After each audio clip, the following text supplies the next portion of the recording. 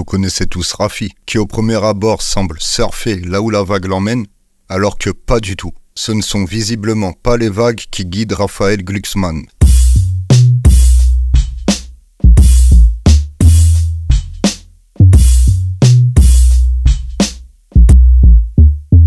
Je fais partie de l'élite française. Quand je vais à New York ou à Berlin, je me sens plus chez moi, a priori, culturellement, que quand je me rends en Picardie.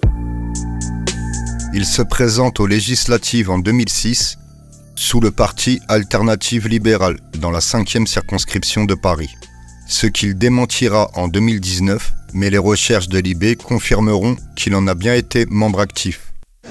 Je vais passer la parole à Raphaël Glucksmann, qui sera candidat pour Alternative Libérale, et qui va nous parler de notre engagement en termes de politique étrangère. Raphaël.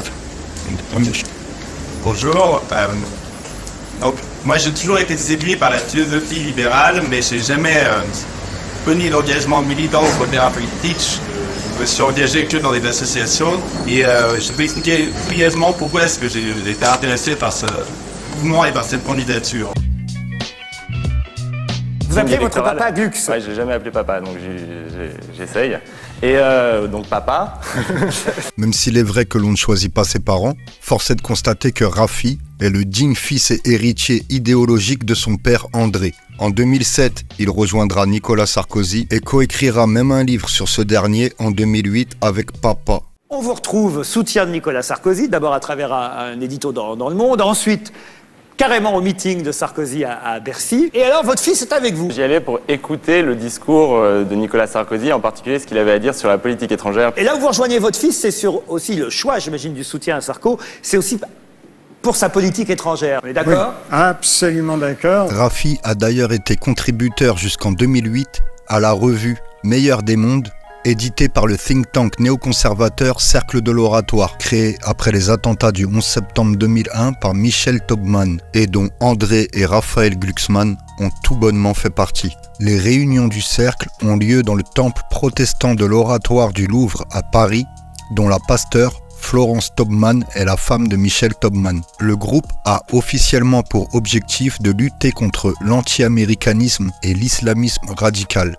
Mais en réalité, il est impossible de cacher que c'était pour appuyer la politique de George W. Bush. Comme on peut le lire, notamment sur la page wiki, le premier geste public des membres du Cercle de l'Oratoire consista à signer un texte de soutien à l'intervention des troupes anglo-américaines dans la guerre d'Afghanistan, au travers d'une tribune titrée « Cette guerre est la nôtre » et publiée dans Le Monde.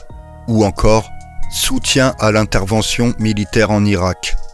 Le Cercle de l'Oratoire publie une première pétition contre la manifestation mondiale contre la guerre d'Irak. Il y affirme, entre autres, n'avoir aucune confiance dans la parole de Saddam Hussein, assurant n'avoir ni armes de destruction massive, ni lien avec les terroristes, au travers d'une seconde tribune publiée dans Le Figaro du 4 mars 2023, avec Washington et Londres, pour le soutien du peuple irakien. Ce texte, publié 15 jours avant les premiers bombardements sur Bagdad, affirme que la liberté du peuple irakien dépend désormais de la victoire des armées anglo-américaines et de la coalition qui les soutient. La détention d'armes de destruction massive qui va être la justification apportée, souvenez-vous, par Colin Powell aux Nations Unies, n'a jamais non plus été démontrée. Au contraire, elle a d'ailleurs été démentie. Le 5 mai 2008, la revue Le Meilleur des mondes fera son mea culpa sur l'Irak. Mais le mal, bien sûr, aura déjà été fait. C'était un 20 mars, il y a tout juste 20 ans, en 2003, l'armée américaine envahissait l'Irak pour renverser Saddam Hussein sans aucune résolution des Nations Unies et contre le droit international. 2 décennies plus tard, l'Irak et le Moyen-Orient portent toujours les stigmates de cette intervention. Proche de Bernard-Henri Lévy, il faut savoir qu'André Glucksmann a fait partie de ce mouvement que l'on appelle les nouveaux philosophes. Celui qui est le principal éditeur et animateur de la nouvelle philosophie, Bernard-Henri Lévy. André Glucksmann, agrégé de philosophie, chercheur au CNRS. Je suis un peu vieux quand même. Ouais, vous êtes un vieux nouveau philosophe. Voilà. André Glucksmann, il est connu comme un nouveau philosophe en France, mais il a été employé par l'agence de presse de Freedom House, qui est en fait, c'était devenu une excroissance de la CIA. Freedom House, notamment avec l'argent fourni par le National Endowment for Democracy, le bras public de la CIA. Nous pouvons constater des proximités entre la CIA et ce courant que l'on nomme les nouveaux philosophes. Par exemple, dans cet article du Nouvel Obs publié le 1er mai 2017, portant comme titre BHL lu et approuvé par la CIA. Nous pouvons même y lire « Grâce à une loi américaine sur la déclassification des dossiers de la CIA, on peut découvrir ces jours-ci un rapport intitulé « France, la défection des intellectuels de gauche », remis à l'agence en décembre 85. Avec ce mélange de finesse, de naïveté et de paranoïa qui caractérise la littérature des services secrets, il analyse le virage anti-marxiste pris dans les années 70 et 80 par les intellectuels français et ses conséquences sur l'atmosphère culturelle et politique du pays. J'ai invité le dissident Boukowski à voir Sarkozy et j'ai invité Sarkozy à l'écouter. D'autre part, Boukowski n'est pas le premier venu. Vladimir Boukowski est un ancien dissident soviétique et qui a été naturalisé britannique. Après la chute de l'URSS, Boukowski collabore avec les autorités russes avant de s'en écarter, puis de rentrer en opposition frontale avec le Kremlin. En 2008, il n'avait pas pu briguer la présidence à cause notamment de sa double nationalité russe et britannique. En 2015, le Crown Prosecution Service annonce son intention de poursuivre Vladimir Boukowski en justice pour possession d'images pédopornographiques retrouvées sur son ordinateur. En 2014, il est de nouveau arrêté après que des images pédopornographiques sont retrouvées dans son ordinateur. Il nie les charges et son procès est suspendu en raison de son état de santé. La philosophie d'André Glucksmann ne s'oppose en rien à la pédophilie, bien au contraire. Dans un communiqué publié par Le Monde le 26 janvier 1977, nous pouvons voir qu'André Glucksmann fera partie des signataires d'une pétition qui consiste à dépénaliser la pédophilie à partir de 13 ans. Précisons cependant que Raphaël Glucksmann, contrairement à son père, ne semble jamais avoir fait l'apologie de la pédophilie. Les points communs les plus évidents rapprochant les Glux père et fils, leur haine viscérale pour la Russie et bien évidemment pour Poutine. Les Russes mènent une guerre coloniale depuis 300 ans. C'est un régime fondé sur l'idée de guerre. Vladimir Poutine veut la guerre. Poutine est un homme qui, quand il raisonne tout seul, raisonne en officier de police de la Gestapo.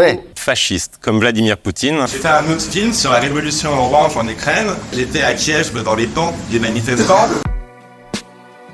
D'ailleurs, en 2008, à la suite d'un incident avec le général russe Borisov, Rafi se rend en Géorgie, mandaté par BHL. Dans ce texte de 2015, Raphaël Glucksmann évoque le coup de fil que Bernard-Henri Lévy lui aurait passé et décrit l'échange comme suit. Je regarde mon téléphone qui vibre, BHL portable. Raphaël, c'est Bernard. Tu as des nouvelles de Géorgie? Il faut faire quelque chose. J'ai eu Tbilissi il y a 10 minutes. Les gens sont désemparés, ils se sentent seuls, lâchés.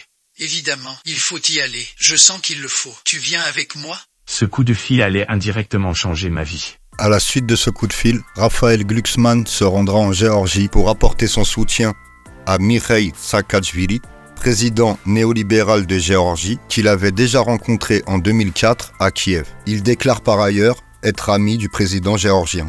C'est le secrétaire d'État des États-Unis, le général Colin Powell, qui est venu en Géorgie pour installer Saakashvili, lui-même. Voilà, ça c'est clair, c'était un agent des États-Unis, on ne peut pas dire le contraire. Hein. Revenons en 2008. À cette époque, le Glux exprime que le gouvernement géorgien est souvent composé de jeunes gens à la double nationalité, américaine, anglaise ou israélienne. Ce qui, je cite, donne à Tbilissi des allures de Babel occidental. Il y établira alors une maison de l'Europe. Il devient par la suite, en 2009, officiellement conseiller officieux de Saakashvili, pour qui il écrira même des discours. À 30 ans, ce jeune Français est un des conseillers officieux du président géorgien. Il y épousera Ekaz Gouladze, qui est alors ministre de la police géorgienne, et qui deviendra par la suite ministre de l'Intérieur en Géorgie. La semaine dernière, des vidéos amateurs tournées dans une prison de Tbilissi ont bouleversé la Géorgie. On y voit les exactions commises par des surveillants sur des détenus de droit commun et des prisonniers politiques. Viols, sévices corporels et brimades n'auraient peut-être pas intéressé l'Occident si la Géorgie n'avait été qu'une simple petite république du Caucase. Mais voilà, le pays est considéré comme un phare de la démocratie dans la région, et ce, depuis qu'il s'est opposé en 2008 aux voisins russes. Stupeur parmi les familles de prisonniers, remontrance de la communauté internationale. Dans cet article d'RFI publié le 20 septembre 2012, nous pouvons lire « Géorgie, une vidéo qui met le président Saakachvili dans l'embarras ». À quelques jours des législatives, le pouvoir redoute les effets d'un scandale qui ébranle en ce moment le gouvernement. La diffusion par une chaîne de télévision d'une vidéo montrant des scènes de torture infligées à un détenu. La ministre géorgienne de l'administration pénitentiaire a préféré présenter sa démission. Le président Saakachvili a lui prôné la tolérance zéro. Et dans cet article du Courrier international publié le 24 janvier 2012, nous pouvions lire « La Géorgie occupe la première place européenne et la 4e place mondiale en nombre de prisonniers pour 100 000 habitants. Si en 2003, avant la Révolution des Roses, la Géorgie comptait 148 prisonniers pour 100 000 habitants, depuis 2006, année de l'introduction du principe tolérance zéro, le nombre a bondi à 539. Soit au total 4500 prisonniers. Le couple quitte la Géorgie pour l'Ukraine, car ils sont alors en proie à une crise et des manifestations contre le gouvernement de Saakachvili. C'est le 5e jour consécutif de manifestations en Géorgie et la colère contre Mikhaïl Saakachvili est toujours vive. Des opposants auraient été menacés. La situation est très difficile et ce n'est pas parce que le peuple ne veut pas lutter, mais parce que la dictature sème la terreur. En tout cas, nous allons continuer la lutte. L'opposition se réveille en Géorgie. À une semaine des législatives, le président Mikhaïl Saakachvili est mis en grande difficulté par le scandale de la torture en prison.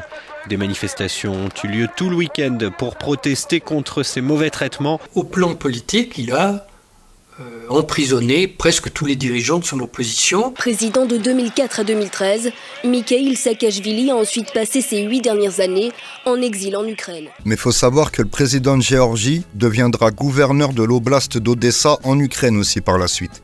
Il était obligé de partir, il a quitté la Géorgie et un peu furieux, il a déchiré sa nationalité géorgienne et il a pris la nationalité ukrainienne. Sera alors déchu de sa nationalité géorgienne, donc il prendra la nationalité ukrainienne la veille de son investiture en tant que gouverneur de l'oblast d'Odessa.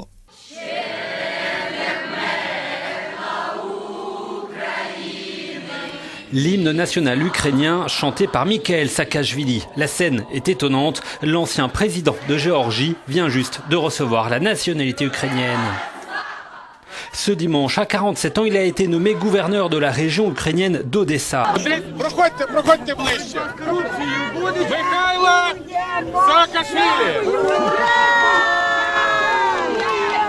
Mais il faut savoir que pendant l'année où il était gouverneur d'Odessa, il est venu avec la ministre de l'Intérieur qu'il avait en Géorgie, celle qui avait mis tout le monde en prison. Rafi s'engage activement dans les mouvements d'Euromaïdan, tandis que sa femme Eka occupe alors le poste de vice-ministre de l'Intérieur en Ukraine. Quand elle était en Géorgie, elle s'est mariée avec un Français, Raphaël Glucksmann, et elle l'a ramené avec elle en Ukraine, où ensemble, ils ont servi le programme des nationalistes intégraux ukrainiens, c'est-à-dire tout contre les Russes. Il fait la même chose à Odessa que ce qu'il a fait en Géorgie, et il provoque la même opposition contre lui. Et en 2017, Porochenko, qui lui avait donné sa nationalité ukrainienne, lui retire. Ce qui fait que Saakachvili se retrouve apatride de 2017 à 2019. Il récupérera par Zelensky sa nationalité ukrainienne en 2019. À peine de retour dans son pays, l'ancien président Mikhaïl Saakachvili se retrouve menotté, escorté par la police. Le premier ministre géorgien a annoncé son arrestation. En 2015, Rafi se met en couple avec Léa Salamé. Ils auront un enfant en 2017. Comment vous dire simplement les choses? C'est mon compagnon actuel, Raphaël. Raphaël Glucksmann. Raphaël Glucksmann, absolument. Mon adultère a été outé, je ne sais pas comment le dire aujourd'hui, mais bon, il y a prescription. Mais Des photos qui paraissent dans la presse. Des photos sont parues dans la presse, dans Voici. Quand je rencontre Raphaël, c'est un éditorialiste, c'est un écrivain, c'est un lanceur d'alerte, c'est pas un politique. Il est pour le coup primordial de garder en tête que Léa Salamé est la fille de Ghassan Salamé, Comme le mentionne cet article diffusé le 9 juin 2023 par l'Observatoire du journalisme, Ghassan Salamé est le premier relais local de l'Open Society fondé par George Soros, où nous pouvons d'ailleurs lire: s'appuyant notamment sur Ghassan Salamé, père de Léa Salamé, ancien ministre libanais de la culture et ses réseaux, la fondation de George Soros a non seulement mis en place un important maillage de la société libanaise, mais elle s'est également largement introduite dans les divers mouvements de contestation. Elle y a notamment habilement placé un certain nombre d'intellectuels, d'universitaires et d'experts susceptibles de les orienter dans une direction favorable à ses intérêts. C'est peut-être d'ailleurs pour cela que Raphaël Glucksmann, lors d'un discours suite aux résultats des élections européennes 2024, n'a pas omis de mentionner le terme de société ouverte, qui est la traduction littérale de l'Open Society. Écoutez, moi j'ai toujours été extrêmement clair. Je me suis engagé en politique pour servir des idées, pour servir des principes qui sont constitutifs de nos démocraties, de nos sociétés ouvertes. En 2018, il fonde Place Publique en vue des élections européennes de 2019. Il devient alors vice-président de la sous-commission des droits de l'homme au Parlement européen. Puis en 2020, président de la commission sur l'ingérence étrangère. Oui, les cordonniers sont souvent les moins bien chaussés.